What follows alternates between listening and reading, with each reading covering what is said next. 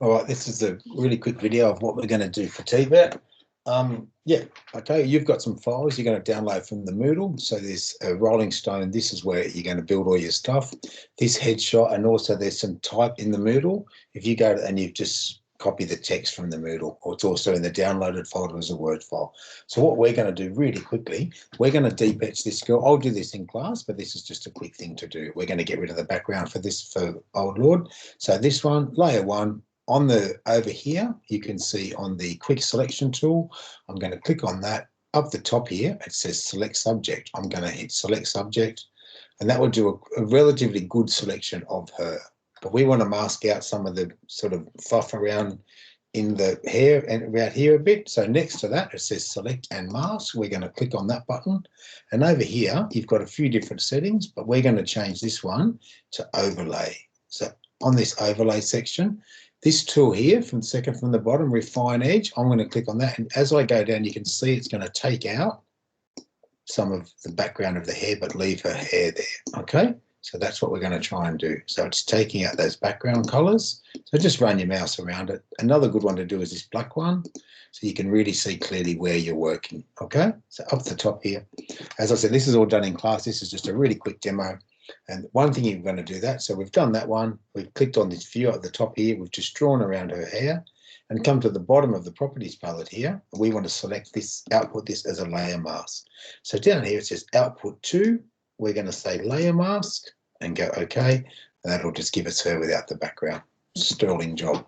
We've got this file here, which is the Rolling Stone base with the logo. We want to put her into that. So a really good way to do that, on this file, in the layers palette here, in the top little corner here, we're going to duplicate this layer, but we're going to duplicate it into the Rolling Stone base layer.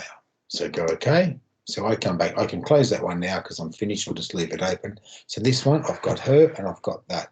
So this is just standard stuff. On that layer, on the move tool, I'm going to move this up. On this layer, I'm going to move her down. So she'll be about there. So we're going to zoom in a bit. So this kind of thing now, so you did this last week. Instead of trying, we don't have to make masks and stuff of all this. We can just go to the, on your eraser tool here, if you go to Magic Eraser and click on the white of that one, it'll just get rid of the background. Okay, so you can get rid of all those backgrounds. If you want to drag that underneath her so it looks like a proper Rolling Stone, we can play around with this thing. Next thing, we're going to put some type into it, like a normal cover. So if we go and get our text, so you've got your text somewhere, so I'm going to copy it apart. So you're going to have something like this, okay? So we'll just do one bit at a time. So I'm going to copy that one. So just Command C, we'll make a copy of that. I'll move that back again. And over here, with our text tool here, I'm going to draw a box. And I'm going to go paste, which is her. And then I'm going to select all that text and start to play around with the sizing. We'll do all of this, and we can get all this sorted in class, okay? So we'll muck around with that. This text here is going to run over to the left. It'll be bold. We can change different fonts and things like that. So then we can start to play around with where that sits, and it will sit above her. Okay, so that's what we'll be doing today. We can also, with this one, we can go Command T, which is scale, grab that one, move it down a bit, and start to put these ones in where they go. They might come down the bottom. We want to change the color of that text, double click on that one. We can change the color of that. We can do drop shadows. We can do all sorts of things, okay? So all that, we'll play around with that in class, but that's the basis of what we're going to be doing today. It's just masking out the girl and putting her in that, and then we're going to play around with all this stuff.